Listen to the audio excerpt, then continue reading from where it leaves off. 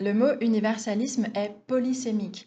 Donc on doit préciser dans un contexte philosophico-religieux le sens qu'on utilise avant de discuter, parce que sinon on se retrouve à pas se comprendre.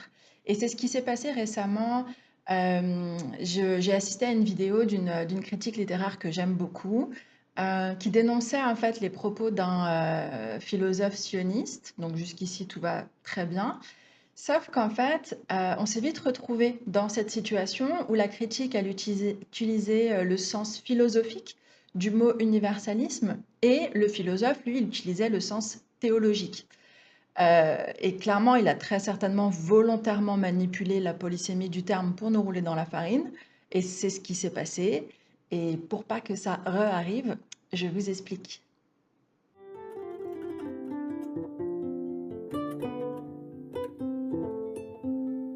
Alors, l'universalisme possède plusieurs sens et en fonction du contexte, il est utile et important de préciser le sens qu'on utilise pour discuter. Donc là, on va voir quelques-uns des sens du mot universalisme. Donc d'abord, on a l'universalisme humaniste, celui qui dit qu'on est tous libres et égaux en droit, sur lequel s'est fondé l'universalisme républicain, donc celui de l'État français qui interdit les statistiques ethniques, par exemple, parce que comme on est tous libres et égaux en droit, qu'on est tous des citoyens égaux, euh, il y a un refus de distinguer dans les statistiques les citoyens. Sauf que, ça, voilà, ça part sûrement d'une bonne intention, sauf que les faits euh, dans la matière est d'invisibiliser les discriminations. Puisque si on ne peut pas les étudier avec des chiffres, on ne peut pas les démontrer scientifiquement.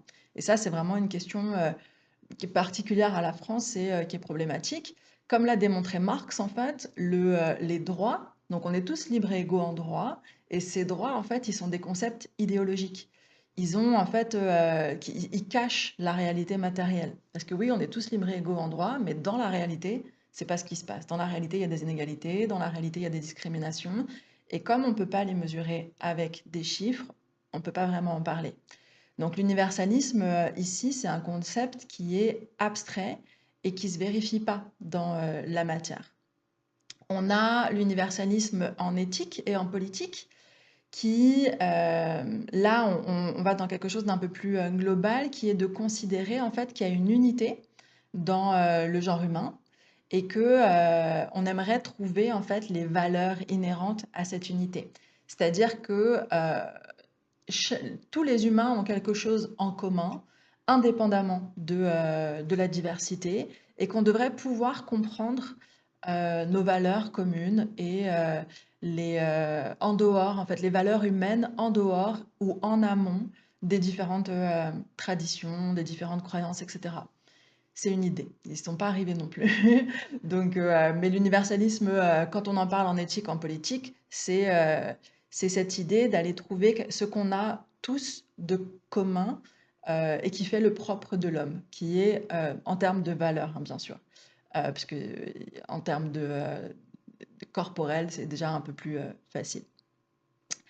Euh, Comme ils n'y sont pas arrivés, les penseurs ont continué à explorer la question et aujourd'hui, dans la pensée plus contemporaine, avec les mouvements post-coloniaux, tournants ontologiques, etc., on est arrivé à d'autres choses. Donc ça, on peut commencer avec Alasdair MacIntyre, qui a, lui, il a montré en fait qu'on ne devrait pas opposer, on ne peut pas même opposer universalisme et diversité. On ne peut pas se défaire en tant qu'humain, en tant qu'individu, on ne peut pas se défaire de sa tradition, de son origine, de ses croyances. Et que donc la neutralité, ce qu'on recherche, de trouver en fait ce qui est neutre chez l'humain, ça n'existe pas, selon MacIntyre. Et dans mon cours sur la beauté des religions, on développe en fait la pensée de MacIntyre sur les concepts de tradition, et de diversité. Donc si ça vous intéresse, cliquez dans le lien que je mets en dessous sur ce cours où on parle de plein de choses, dont cette idée-là qu'on ne peut pas supprimer la diversité de l'humain. Ce qui fait l'humain, c'est la diversité. Et donc dans les pensées postcoloniales et le tournant ontologique, qui sont des mouvements philosophiques, entre autres, scientifiques contemporains, euh, les philosophes, en fait, montrent que au, un véritable universalisme, ce n'est pas celui qui était recherché par les pensées européocentrées antérieures et qui était d'effacer les diversités, mais que, à l'inverse, en fait, un véritable humanisme, un véritable universalisme et un véritable humanisme, c'est celui qui tient compte, qui honore cette diversité qui est intrinsèque à l'humain. Donc là, je vais citer Yala Kisuikidi, qui est une philosophe franco-congolaise, et j'aime beaucoup cette phrase en fait. Donc elle dit très souvent, l'universalisme est un particularisme déguisé consistant à dire que moi, le particulier, par exemple européen, je porte la visée universelle pour le monde entier, à tel point que je peux imposer ma manière de voir le monde au reste de l'humanité. Et donc c'est là qu'on pivote vers la théologie ou l'universalisme. Là, il va se confondre avec les histoires de salut individuel et collectif, donc on est complètement dans autre chose. Et si, comme c'était le cas dans le dialogue que j'ai mentionné en introduction, on précise pas le sens duquel on parle, on peut vite ne pas parler de la même chose avec les mêmes mots.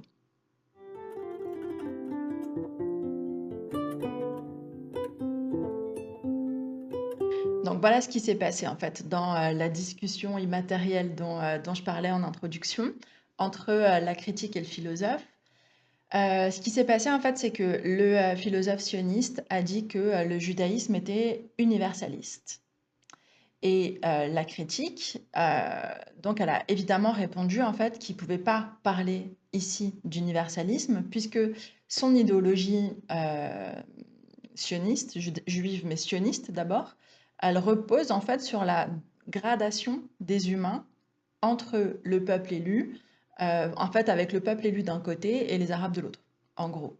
Donc évidemment, ce philosophe, il est très problématique et je vous laisse deviner qui c'est, mettez-moi des commentaires. Mais en fait, quand il dit que le judaïsme est universaliste, et il l'a sûrement dit encore une fois pour jouer sur la polysémie, euh, elle, en fait, elle l'a compris comme, voilà, dans le sens philosophique, où si on fait une gradation des humains entre le peuple élu et les autres, voire les pires, ben, tu peux pas me parler d'universalisme, puisqu'on a dit qu'on était tous libres et égaux en droit. Sauf qu'en fait, et elle a raison de le mettre face à ces incohérences, euh, mais en fait, l'utilisation théologique du mot universalisme nous permet de dire effectivement que le judaïsme est un universalisme. Et donc, je vais expliquer pourquoi, mais d'abord, parenthèse hyper importante, je ne suis pas du tout en train de confondre judaïsme et sionisme. Ok, j'ai utilisé le mot sioniste pour qualifier le philosophe manipulateur.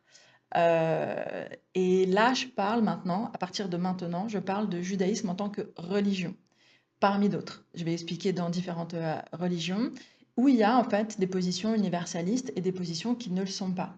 Euh, donc, quand je parle du philosophe, je dénonce sa position sioniste et de manipulation de la polysémie. Et là, je rentre dans explication théologique de ce qu'est l'universalisme en termes religieux. Okay, donc, ça veut dire quoi universaliste en termes théologiques, ça veut dire que tout le monde est sauvé à la fin. Voilà, c'est pas tout à fait la même, c'est pas du tout la même idée qu'en philosophie. Donc, vous le savez, les traditions, les religions, elles sont multiples aussi à l'intérieur de leur propre tradition. Et deux catholiques peuvent avoir des positions divergentes sur la question du salut, comme deux musulmans peuvent être en désaccord, et un chrétien et un musulman peuvent être d'accord entre eux, alors qu'ils vont être en désaccord interne. C'est voilà, des traditions qui sont complexes, toutes les traditions sont complexes, et en fait, c'est pas parce qu'on fait partie de la même tradition qu'on est d'accord sur les termes. Et en général, dans les commentaires de mes vidéos, vous le voyez sur les commentaires de la vidéo sur le karma, c'était très présent. Donc en fait, pour s'en sortir, on a classifié des types de points de vue pour parler des positions sur le salut. Ça marche aussi pour les positions sur la vérité, c'est les mêmes, mais là, en fait, on va vraiment parler du salut. Donc, des âmes qui seront sauvées pour l'éternité et de celles qui seront peut-être damnées. Et je dis peut-être avec des guillemets parce que justement, en fait, la position universaliste en termes de salut, c'est celle qui pense en fait que l'ensemble des âmes humaines seront sauvées. Et je dis sauvées et en fait, je me rends compte que c'est du vocabulaire chrétien euh, et que c'est difficile d'en trouver un autre, mais on peut essayer. Chez les stoïciens, on parlerait d'apokatastase. Et j'adore ce mot, mais il est moins facile à utiliser.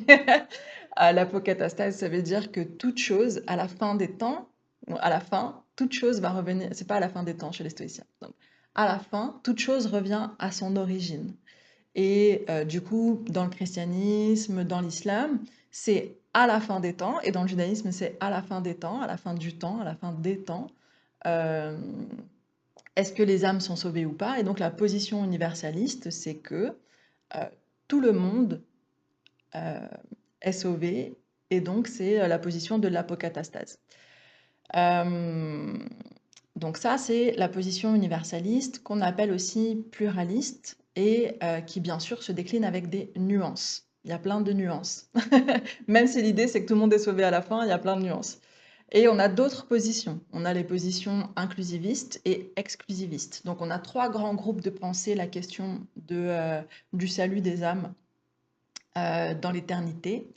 Et donc, on a universaliste, pluraliste, inclusiviste et exclusiviste. Le point de vue inclusiviste, c'est penser que même si tout le monde n'est pas sauvé du malheur éternel, certains, même en dehors de son propre groupe, peuvent l'être. Et ça s'oppose en fait à la position exclusiviste, où là, en fait, c'est considéré que seul son groupe sera validé à la fin des temps. Et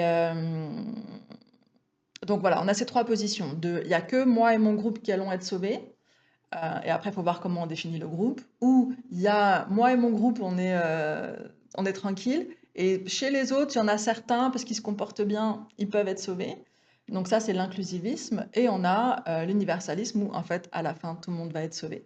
Et là, donc, c'est tricky avec notre fil conducteur, parce que effectivement, on peut dire donc que le judaïsme est une religion universaliste bien qu'elle opère des distinctions nettes entre ce qui est considéré comme le peuple élu et les autres.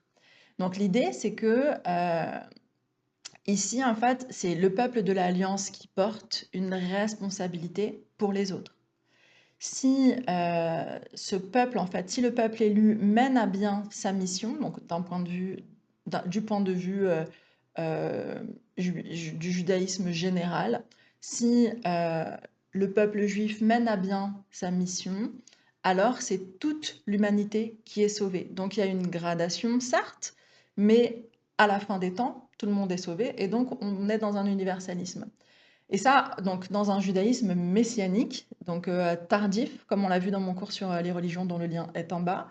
Le judaïsme messianique, c'est un mouvement qui est tardif dans le judaïsme. Et en termes messianiques, ben, cette histoire de salut, de tout le monde va être sauvé à la fin, ça se traduit par si le peuple hébreu respecte l'alliance entre Abraham et son Dieu Adonai, alors à la fin des temps, le Messie viendra tous nous sauver. Donc c'est la responsabilité du peuple juif, mais c'est toute l'humanité qui est sauvée. C'est une forme d'universalisme sotériologique, mais pas philosophique. Ok. Dans le christianisme et en islam, on a toutes ces positions, universalistes, inclusivistes, exclusivistes. Toutes ces positions sont défendues au fil du temps et divergent selon les théologiens, avec des nuances et tout ça. Donc on aura par exemple, dans le christianisme, on aura le Cyprien de Carthage, par exemple, qui est très très très exclusiviste. Il a une fameuse citation qui est Extra ecclesia nulla salus. Donc en dehors de l'Église, il n'y a pas de salut. Donc il n'y a que l'Église, ça veut dire l'Assemblée des chrétiens. Donc pour Cyprien de Carthage, voilà, c'est comme ça. En dehors de l'Église, pas de salut, tant pis. Oui, Carthage, donc Cyprien de Carthage, c'est Carthage en Tunisie. Et Cyprien, donc cette personne-là, c'est un des fondateurs du dogme de l'Église occidentale, comme Augustin d'Hippone, Oui, Ypres en Algérie.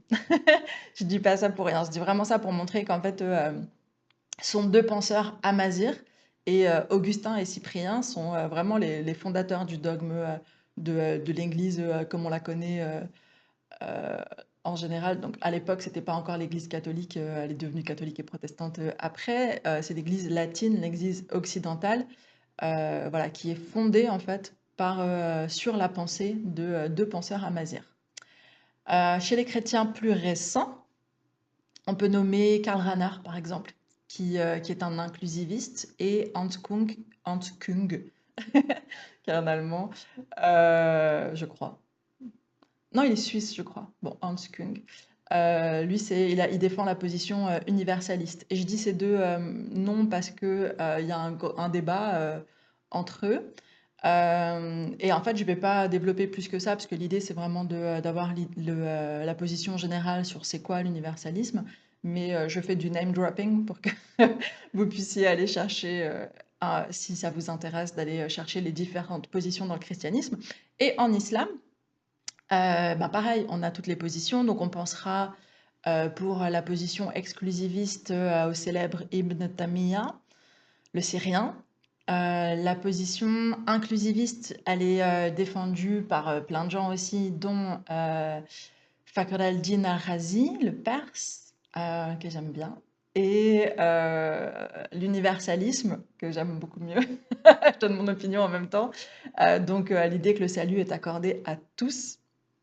En islam, elle est particulièrement portée par le Shir al-Akbar, Ibn Arabi. Et on parlera souvent d'Ibn Arabi, je pense. Et donc, on a pareil, que ce soit dans le christianisme ou en islam, on a toutes ces positions qui sont défendues. Et malheureusement, j'ai pas les penseurs et les nuances dans le judaïsme, mais on a vu comment on peut euh, effectivement lire que le judaïsme est une pensée universaliste en termes de sotériologie, donc de salut de l'humanité. En général, les arguments exclusivistes, ils mettent l'accent en fait sur la nécessité de la justice, que Dieu, il est avant tout juste et que donc les, euh, les personnes qui le méritent sont sauvées et les personnes qui ne le méritent pas sont damnées. À l'inverse, les arguments universalistes, ils mettent en avant la miséricorde divine, que Dieu est pardonneur. Sont des débats en fait vraiment qui ont eu lieu de tous les temps, mais surtout à l'intérieur des religions. Euh, Plus que les religions entre elles, non, c'est pour ça qu'on parle de tradition discursive, c'est qu'en fait c'est dans une même tradition qu'on va se poser ces questions-là, parce que ça sert à rien d'aller en parler à quelqu'un qui n'a pas la même croyance que toi. Mais à l'intérieur des religions, il y a ces débats sur, ok, comment on considère en fait le salut. Voilà, donc rappelons pour terminer que les religions sont des traditions internement diversifiées et qu'elles sont constituées d'autant de points de vue qu'il y a de croyants. Et Free Palestine.